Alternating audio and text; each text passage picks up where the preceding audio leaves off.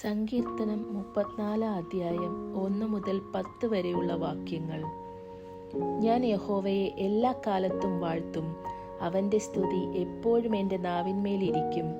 എൻ്റെ ഉള്ളം യഹോവയിൽ പ്രശംസിക്കുന്നു.